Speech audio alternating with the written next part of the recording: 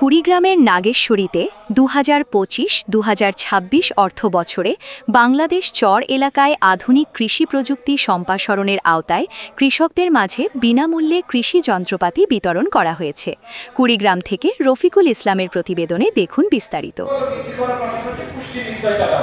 25শে March বুধবার বিকালে উপজেলা প্রশাসন হলরুমে নাগেশ্বরী উপজেলা নির্বাহী কর্মকর্তা ভারপ্রাপ্ত মোহাম্মদ বদরুজ্জামান রিশাদের সভাপতিত্বে প্রধান অতিথি হিসেবে বক্তব্য রাখেন কুড়িগ্রাম 1 আসনের এমপি মোহাম্মদ আনোয়ারুল ইসলাম। বিশেষ অতিথি হিসেবে উপস্থিত ছিলেন অতিরিক্ত উপপরিচালক Mehedi Hasan, guest of honour Mohammad Ziaur Rahman, উপজেলা বিএনপির আহ্বায়ক সহকারী অধ্যাপক গোলাম রসুল রাজা, জামায়াতের সহকারী সেক্রেটারি আব্দুল হামিদ, উপজেলা ভারপ্রাপ্ত আমির আফজাল হোসেন মাস্টার প্রমুখ। পরে কৃষকদের মাঝে বিভিন্ন ধরনের যন্ত্রপাতি বিতরণ করা হয়েছে, যেমন বৈদ্যুতিক পানির পাম্প, শেল মেশিন ও বিভিন্ন যাত্রাংশ।